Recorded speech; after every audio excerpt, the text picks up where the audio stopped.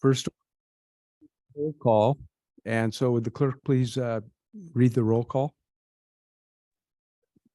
Committee member Curtis Cole, Here. committee member Kit Gordon. Here. Committee member David Emery. Here. Committee member Brian Silker. Here. Committee member Bruce Tolley. Here. Committee member Paul Betlam. Here.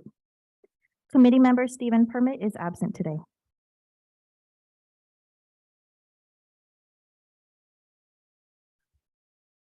Thank you. And now we're going to go over the Brown Act rules.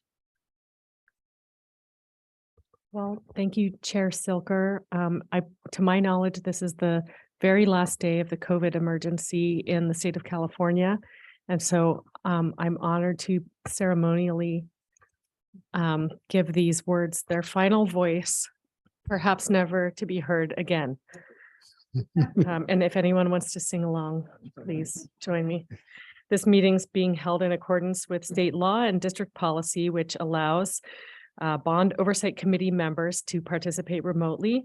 We're doing our best to conduct a hybrid meeting where everyone has an opportunity to listen to the meeting and to provide comment. The meeting agenda explains how members of the public can provide comments at this meeting. The public may provide oral comments in person, through the internet, or via telephone during the meeting. Members of the public who wish to comment should submit the public comment form, which is available in the boardroom if you're here in person or on the district website if you're attending remotely. Let's start by describing the process today. Committee members and district staff who are not attending the meeting in person will be participating in the Zoom online meeting as panelists. They'll have the ability to mute and unmute themselves and interact among each other. Members of the public may be present at the district's boardroom or via Zoom, and members of the public attending via Zoom will be able to hear and see all presentations, but they'll not be able to unmute themselves or share their screens. During the public comment period, the district clerk or deputy clerk or deputy clerk extraordinaire will call on members of the public individually who have submitted a public comment form online or in person. Committee members and staff, please keep your microphones muted unless you're speaking in order to minimize background noise. The committee chair will ask for committee member questions and comments by calling on each member in turn. This will help prevent us from talking over each other. I'd like to remind all staff members to announce their names and titles when speaking to ensure the committee and the public know who is speaking.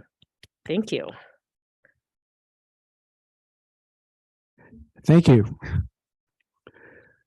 Now's the time for oral communications for matters not on the agenda. Clerk, are there any members of the public who have submitted a comment on matters within the jurisdiction of this committee, but not on the agenda tonight? Chair Silker, I do not have any oral comments. However, there was one written communication that was emailed to the entire Bond Oversight Committee earlier today. CFO Stefan Jaskolak will briefly speak on this. Okay, Stefan, do you want to comment on this communication? Yeah, good evening, Stefan Jaskolak, CFO. We've received the communication and that has been distributed to the committee. And in previous communication, our Assistant General Manager, Brian Malone, has also responded to same inquiry, and that has also been distributed to the committee for your reading.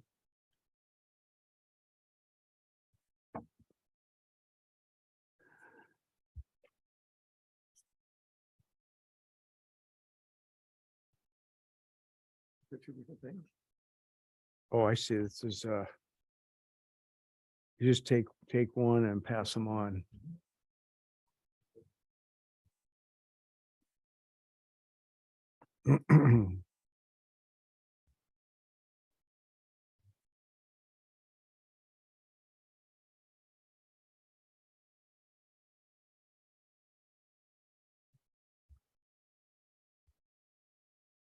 So you say that you've reviewed this comment about this is the question about the miles of new trails?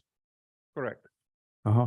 there's been previous communication between Assistant General Manager Brian Malone and the person that made the comment. And we've attached that to what we just distributed. to you. And basically, it talks about 31 miles that we've added. And also talks about the different areas where it's been added. And basically that a lot of progress has been made on trails also to be opened in the future. And also through different preserves. So there's quite a bit of information in the response. Right, I see that. Thank you very much. That's good. You're welcome. And then we got another written comment here, which we've received. So I just want the person, Craigie Bushbaum, to know that we've read his letter. And I guess you'll be able to talk about that at a later time, Stefan, too. Oh, it is the same one, the one that, okay. That's the response. Great. Thank you very much. Two separate forms. Yeah. Are there any other comments from the public? There are no further comments. Okay, thank you. Next item is adoption of tonight's agenda. Could I have a motion to adopt the agenda?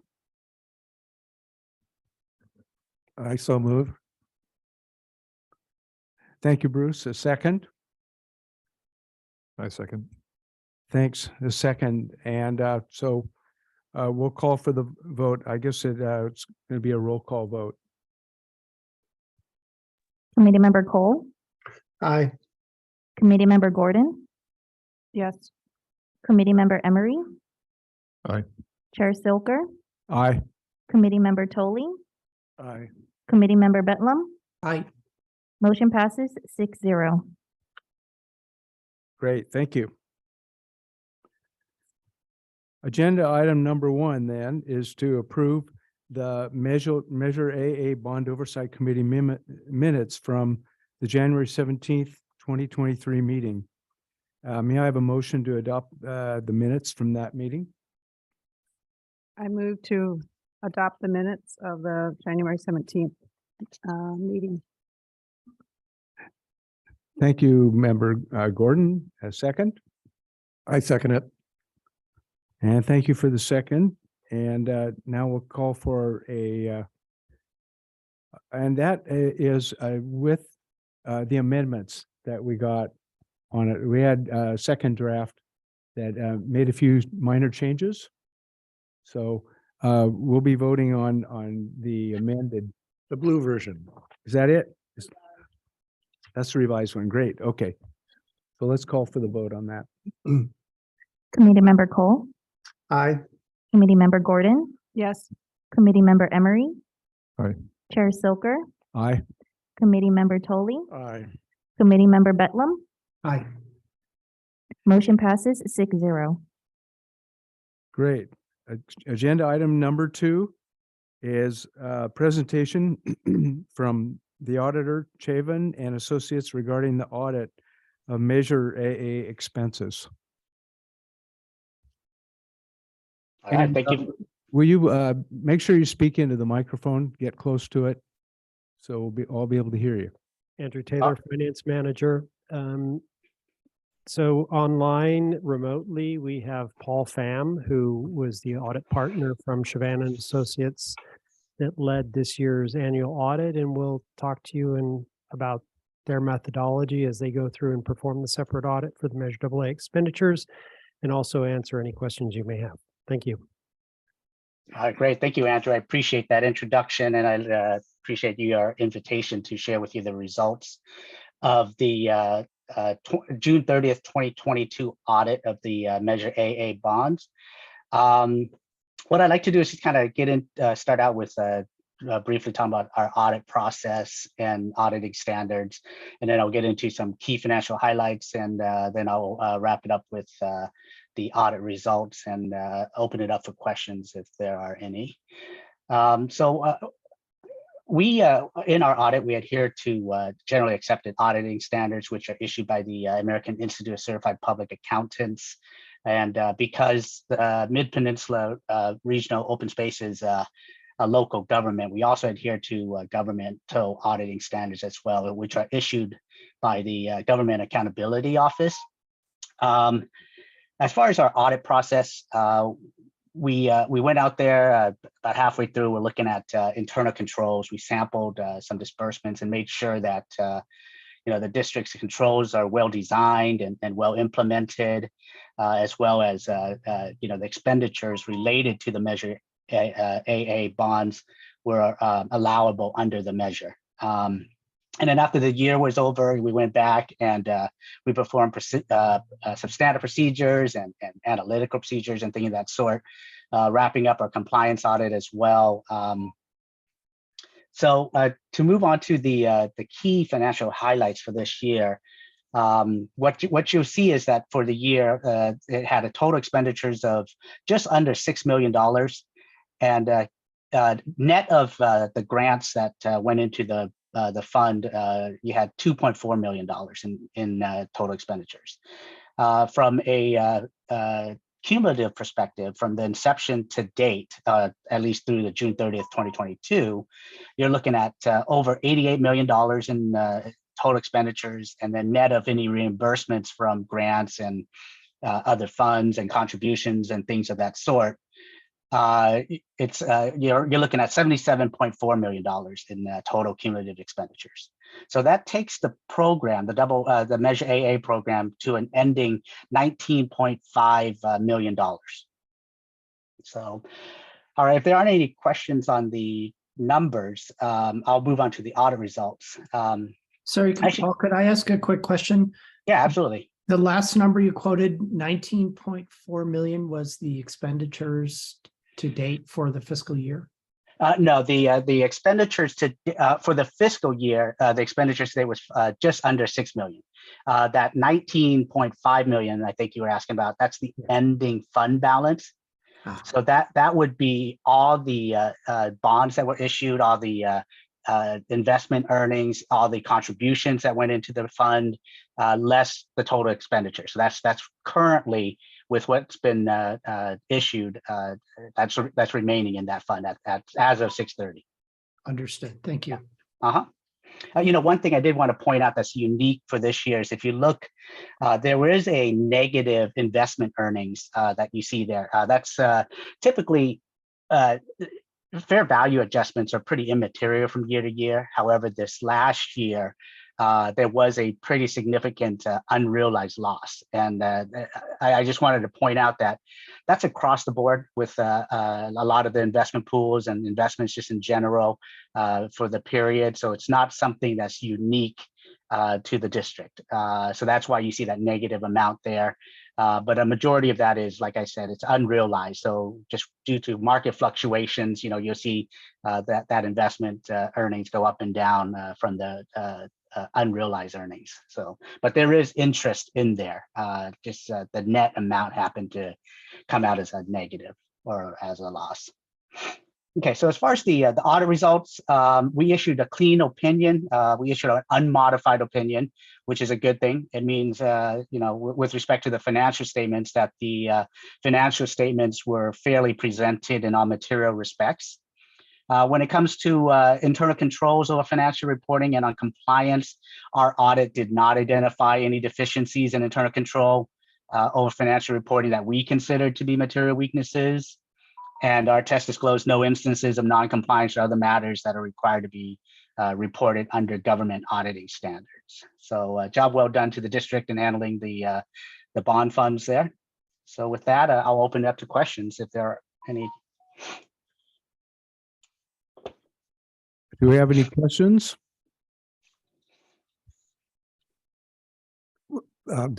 Maybe we can poll the people online, but I do have a question. How about the folks online? Do we have any questions from either of you? I can see the committee members visually online, and neither of them are indicating that they have any questions. Thank you. Member Tully, do you have a question? So I have two questions then. And what percentage of the bond funds expenditures in the fiscal year, either in dollars or transactions, were actually sampled? And two, we usually get a statement from Siobhan of something about you only found that bond funds were spent on bond projects. So I didn't hear anything to that effect. I'll have to get back to you on our coverage as far as how much we sampled and tested. I can forward that on to Andrew, and he can pass that on to you. As far as the letter, do you guys have a copy of the audit report? Or Andrew, do you know what that's in reference to? Have bond project schedule, which came from the big, I don't know what your acronym is now, Agger.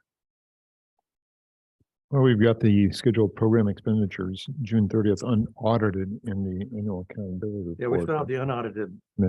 exhibit on page 108. So this is now audited. So all we have before us is your schedule of program expenditures identified as unaudited. Okay. So Andrew, do they not have a copy of the audit report there, or I'm not?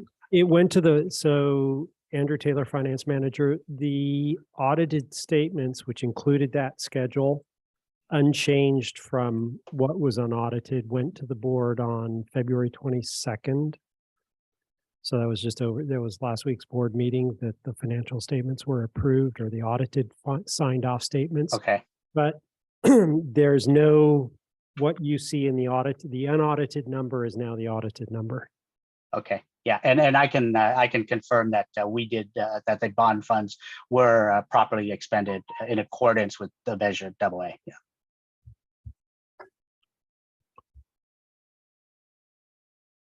Well, I'm asking because we usually cut and paste that into our report, right? The Siobhan statement. So there is such a statement in the final report.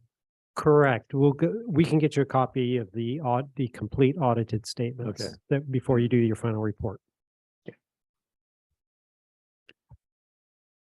Are there any other questions? Any questions from members of the public? Chair Silker, I do not have any oral comments.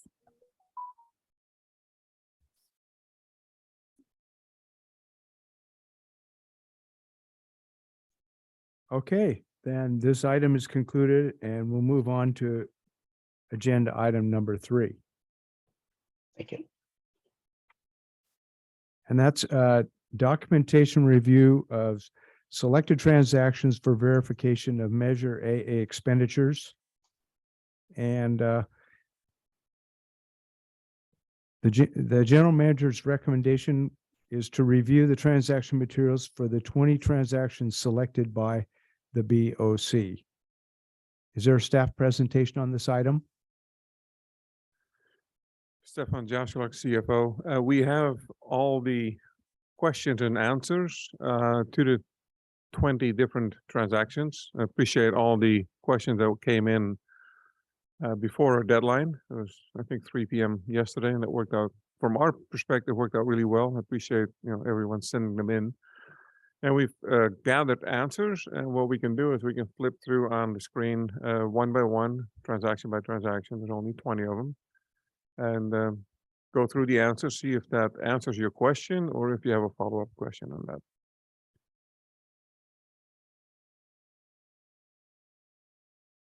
You control, no control? You're control. You're in control. Okay. So the first question was more of a general question. That's the fiscal year time frame. And our fiscal years always end on June 30. And in this case, it is the fiscal year starting in July 1st, 2021, and that then runs through June 30, 2022. And we typically refer to as FY 22. So the first question was, well, there is no question on the first transaction. That's the land purchase. So that was an easy one. Appreciate that. And is there any other follow-up questions on this transaction? Either in the room or online? No? Luana, does it help if we show the whole string so you see if people have their hands up, or how do you do that? I think it's that one, right? There you go. Yeah, thanks. So we go on to the next question, or next transaction, I should say. That was for George Bianchi Construction. This comes in with retention. The difference is retention in the amount and the invoice. And you'll see the amount of 512,000 on the top of that box. That's part of the invoice. It's a screenshot of the invoice. And then the contractor had already deducted the 5% retention from that. So our net cash payment at that time was 486. But what we do is we book the entire 512,000 as the expense. And then we put the retention in a balance sheet item that once construction is done and everything is signed off and deemed appropriate and well done, then we send over the retention amount to the contractor. So we hold back some money, basically. I have a question on retentions. What is the average time frame, or is there a broad range of time that the retention is usually held back? Is it like weeks, months? And is there an average of like 90 days generally, or is it? I couldn't answer that, but I mean, typically, once things are done, they're done, and we send out the money within 30 days. But maybe Chair Scott- Silker, I could take a stab at that one too. So the California public contract laws have specific provisions about the 5% retention and the release of that retention after project completion. So we typically make sure the project's complete. If applicable, we record a notice of completion in the county, and then we're able to release retention. I think there's a specific timeline, and Mr. Scott Reeves that practices in this area a lot more than I do. So if I miss something, please chime in. Thanks. So that is like a final sign off on the permit or something would start a timeline running. It's typically when the public entity deems the project to be complete, then the retention is released. Good evening, Scott Reeves, Senior Capital Project Manager with our Engineering and Construction Department. And General Counsel is correct. So when we deem the project complete, the contractors are responsible for submitting their final closeout pieces, lien releases, those type of items, and then they submit an invoice for the retention, and then that money is released. And so that it's when you deem the project's complete, and then they request their retention amount, and then it would run through the process pretty quickly from that point on. Correct. It's once they've submitted their required closeout documents, like their final piece of their contract requirements. Once they've provided those and we've accepted those, then they can submit their invoice for the retention, and then we release it. And it's typically it takes about 90 days, 60 to 90 days to go through that whole process from when we've accepted the project to when those dollars are released. Thank you very much. Chair, Yes. is there any issue from a financial point of view if the retention is paid in the next fiscal year, or is it when the work is completed? No, there is not, because it's on the balance sheet at that point. It's no longer an expense.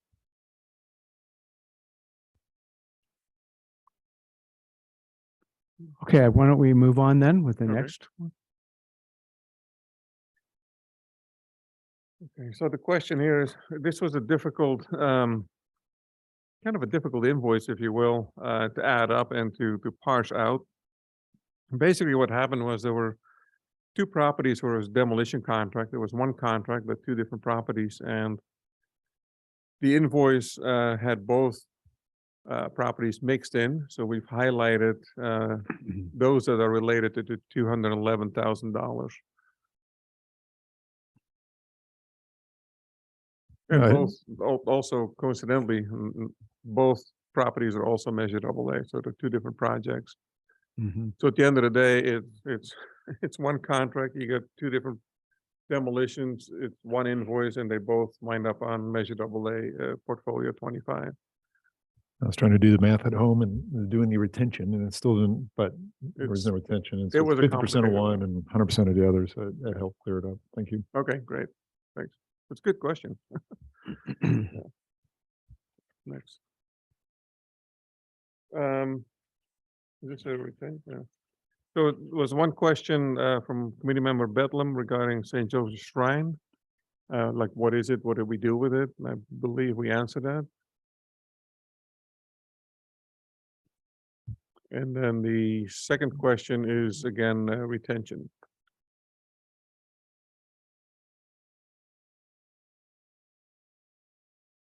Are we good? Is everyone happy with that so far? Paul, you okay with that? I'm good, thank you. Great. Excellent. There was no questions. And then there was a typo on the cover sheet. It should have been 21 instead of 22. And then there was the retention on the other one.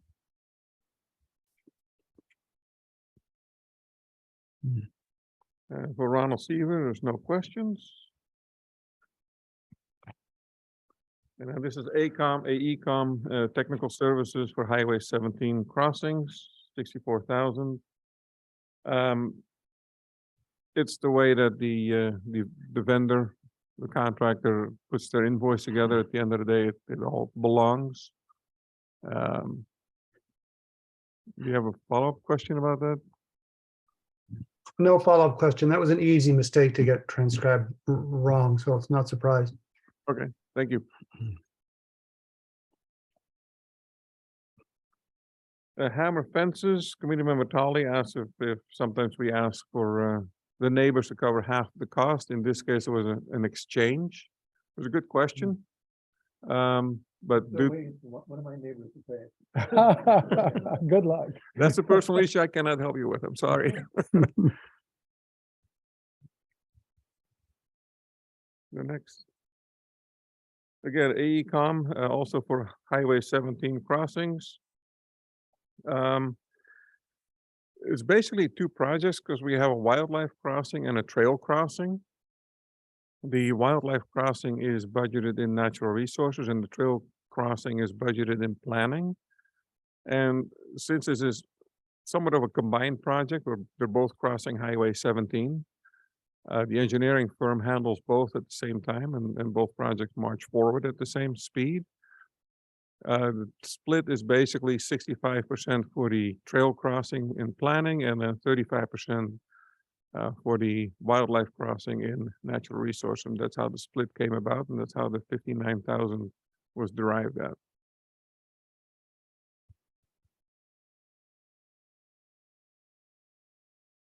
There's no questions on the applied restoration conservation. Also no question Albion environmental. This one, there's a difference between contract and PO balance. It was less than the PO balance because they did less work than originally estimated. So that's a good catch, good question, and it's always nice to see when we actually spend less money than anticipated. And then the other one regarding the vehicle line item, yes, usually we stick to the IRS rule, but this was definitely a special vehicle and there's a flat rate charge. No question on SWCA. Condor Consulting, an ARU retrieval. I didn't know what that was either, but it's an acoustic recording unit. And then any sightings, not yet, or no spotted or barred owl were detected in North La Honda, with a very low likelihood of presence. Meg Inc., no questions. Waterways Consulting, there's a typo, I think, on the invoice itself, where the 2 was actually a 0. For the PO numbers, other than that, everything matches up.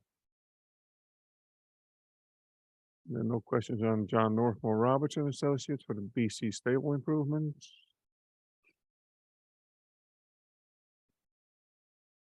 Oh, the ecological concerns, no questions. And then no question on County Santa Clara Department of Environmental Health. Oh, those are the 20 transactions. Those were the questions and the answers. Do you have any additional follow-up questions on any of the transactions, any of the 20? Anything else we can clarify for you? Anyone else have any additional questions? And neither of you online, no more questions? Maybe just an observation. For my selected transactions, it looks like 50% of them, I think, were Bear Creek 21-006.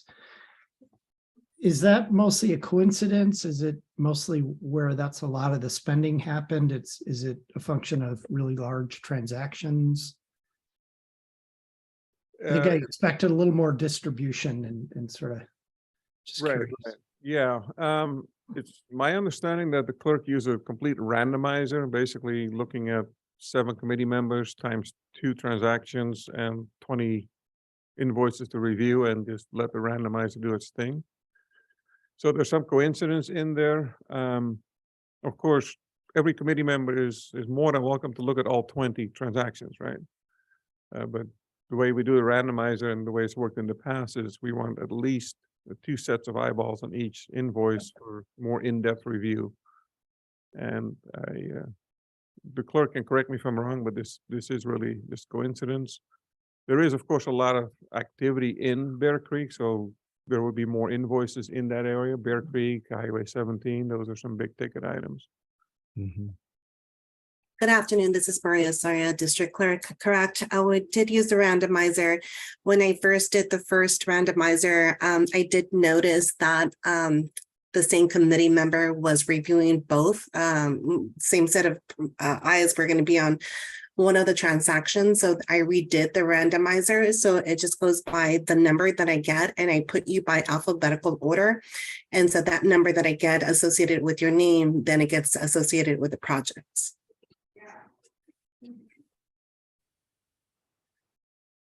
Okay, understood.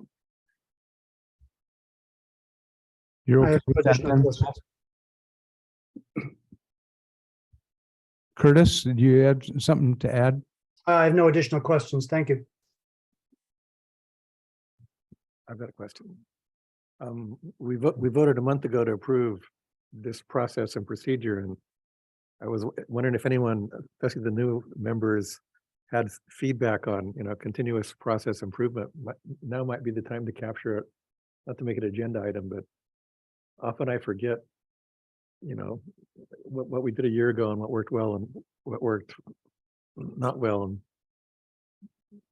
I think this procedure was kind of nailed about 3 years ago now. So we've been using it for a while, but it might be a learning curve, or some of the new people might find things unnecessary or irrelevant. Not relevant. Member Gordon, would you like to comment on that?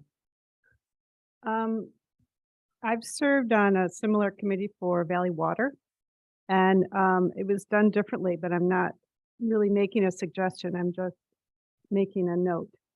How it was done then is each project had a staff member present on the project, and then we would look at the key financials for that project. So these were multiple day meetings. Mm-hmm. It was a lot of commitment from staff.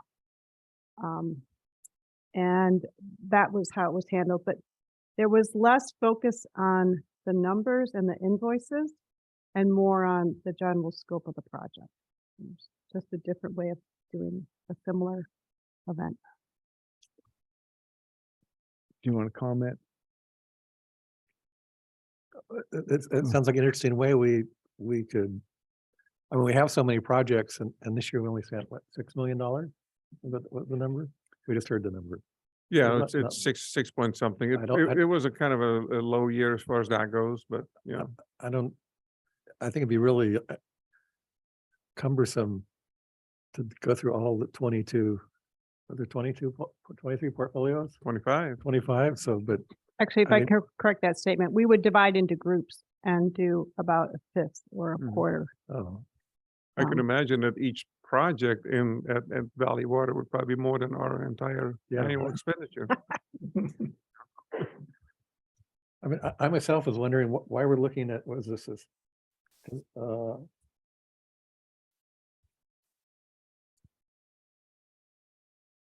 Okay. Concerned that the project number is listed within the correct portfolio when the portfolio is part of the project number name. It seemed to be, there have to be a mistake on the general ledger for us to find anything wrong with that question. Oh, you're talking about the cover sheet. The other cover sheet. Yeah.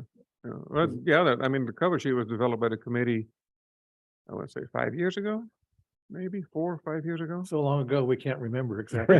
COVID, let's put it that way. And Okay. it's worked well. And I mean, if there's items you want to remove from that, we But we can do just that. record that because next year we can talk Yeah. about it, things new. We don't have to always do the same old thing. In my opinion. Well, some of the things we talk about in a report, like how much progress. Mhm. I don't know how to capture that on the cover sheet. Sorry. That would be a different kind of way to change the process. Okay, just thinking aloud. I have no more questions. Well, thank you for that input. And yeah, it'd be interesting to know more about the process over there, the water company. That's really good. And that's why we have so many people on the committee, get different points of view. So the other, let's see, are there any other new members that are present? Curtis, how about you, Curtis? Yeah, thanks. That's a really important question. And I don't have at this time any feedback that says this is what we would change. I mean, I'd like to wait until I have another 8 hours to read the auditor's full report again, to kind of step back and get perspective and see if there's a top-down way to come at look at this again. But at this time, I don't have any suggestions for the process change. Great. Well, thank you. I know you've got tons of experience, your different things you've been involved with. So thank you. And you can always add your input at any time. Is it okay for an old timer to speak up? Yes, definitely. So a couple minor things. It would be a little helpful. I saw someone else had the same question, to publish the fiscal year timing, just as a reminder on the cover sheet for the year in question. Just a little bit easier. I looked it up online, not a big deal, but would have saved a step. And the other one, I just wanted to thank Stefan for sort of guiding me on what was sort of a tricky transaction. Proactively, he sort of steered me toward the rationale for how it was came together, and saved me a bunch of sort of research time to sort of unravel all the details. So that was super helpful in terms of sort of proactively determining that there was a little bit of complexity in one of the split transactions and guiding me toward the rationale ahead of time. You're welcome. Yeah, thank you. And I do have to admit, I mean, it takes a village to put the answers together. We get all the experts involved that know exactly the details of all the invoices and the transactions and the projects to make sure you get the right answers. Great.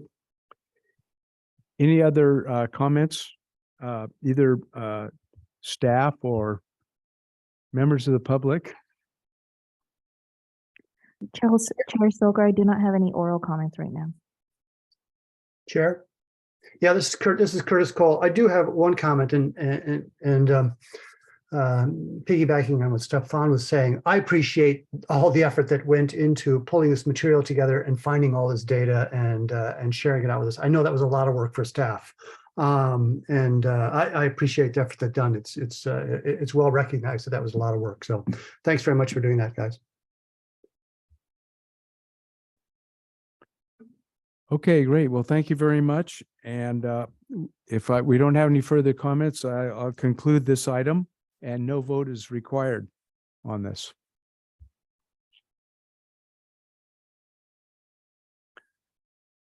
Next item on the agenda, number 4, is appointment of the Bond Oversight Committee Ad Hoc Committee. And this is or has been a 3-member ad hoc subcommittee to prepare the draft Measure AA Bond Oversight Committee report to submit to the BAOC board. Is there a staff presentation on this?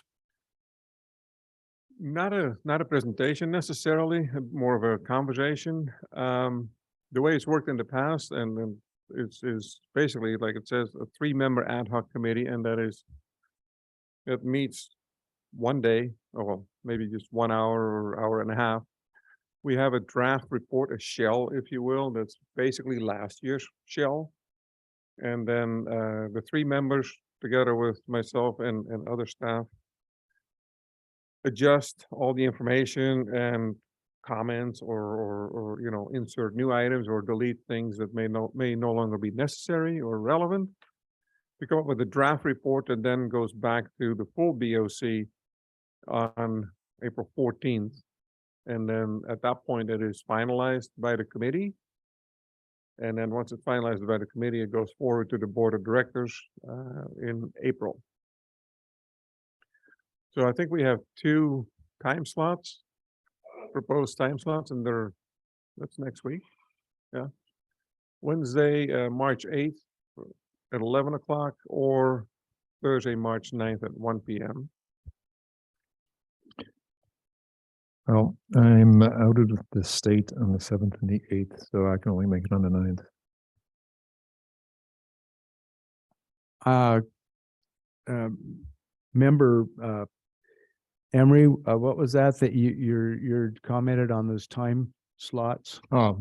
Just that normally the vice is part of the ad hoc committee, and if I'm going to be on it, I can't attend the 8th. So just letting you know my availability. Do any of the other members have any comments on that? I think I'm part of the committee regardless. It's convenient. I don't think it's the chair or vice chair have to be. But It's not required. It's not volunteer. Yeah. I can volunteer. You're going to be a free lunch? Okay. We schedule it right before and right after lunch. Well, yeah, one at 1. It could be either an early or a late lunch. I'll have a big breakfast. Breakfast That's right. ends at So the 10:30. 9th works for both of you. And it sounds like you're both volunteering. Sure. Excellent. Staff does all the work. Do I have a third member who would like to be part of that operation? I would be interested, but these time slots would be difficult for me. Okay. You do get to present whatever we come up with. I do the presenting. Okay. And member Betlem or member Cole, how about you all? This is Mr. Cole. I'm willing to, but also my first comment, happy to let someone more senior on the committee serve in that role. We're going to get you trained up. Yeah, like I said, I'm willing. So.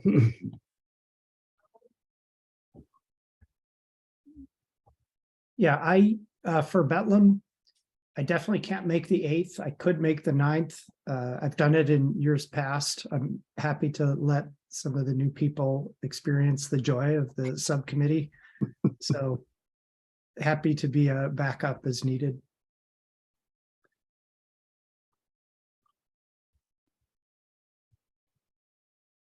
All right. Well, I think we got lots of people interested, and so it looks like we're supposed to nominate people to be on the subcommittee to prepare the draft report to submit to the board of directors. So I'll open it up for nominations. Follow the official protocol.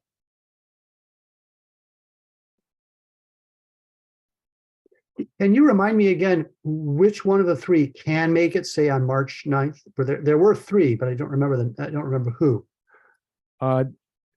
Committee member Emery can make it on the 9th and not on the 8th. Yep. That's Thursday, March 9th. I'd have to check on my calendar, but it sounds like I've got 3 people interested, and I'll be presenting it to the board anyway. So. And this is committee member Tully. I can make it on the 9th. And the third person is Curtis. Oh, the three of us. I thought Brian was in the. My only comment is if somebody can identify the 3 names, I tried to keep track, but I didn't, then just nominate them and we're done. Okay, let's, the names are Tully, Emery, and Bedlam.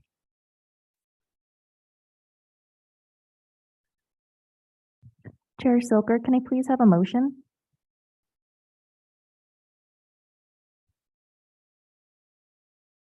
Member Cole, are you going to make that motion to nominate those 3? Right. I nominate members Tolly, Betlam, and who was the third one? Emery? Emery. Great, for the ad hoc committee. Is there a second? I second.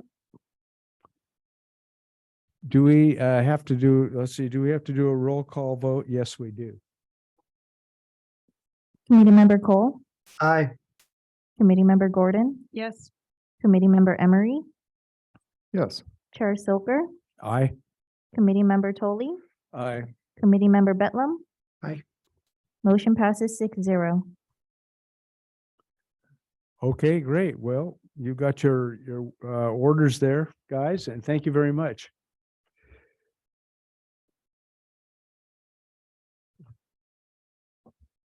So I don't see any more items on the agenda here, but I would like to just see if there are any comments by committee members before we adjourn the meeting. So before we adjourn, I chaired multiple meetings during the COVID shutdown, and I want to thank our general counsel, Hillary Stevenson, for the very detailed crib sheet that told me step by step what I was supposed to do from alpha to omega during the meeting. So I second that, and I'm just following it. Thank you so much. And Chair Silker, sorry, we had no public comments on agenda item number 4. Okay. No public comments, and we've already voted, so that concludes agenda item number 4. And so our next meeting, just so we're all on the same page there, could you tell us when the next meeting will be? it's the 21st. Okay, the next Bond Oversight Committee meeting will be March 14th. March 14th, and it's going to be here in these chambers. And I guess we're not going to be online unless someone has an emergency. Is that correct?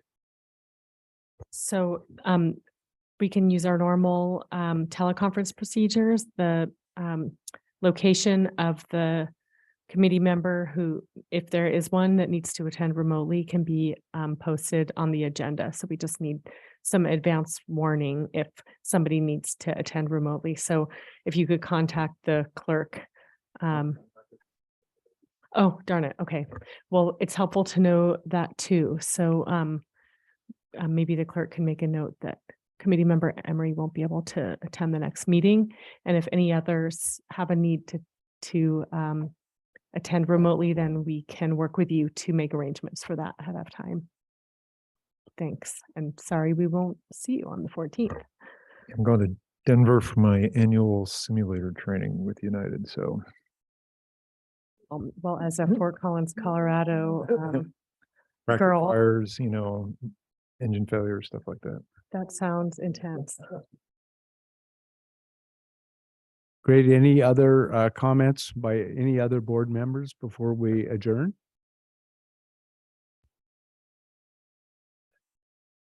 Seeing none, this meeting is now adjourned. Thank you and see you on the 14th. Thank you.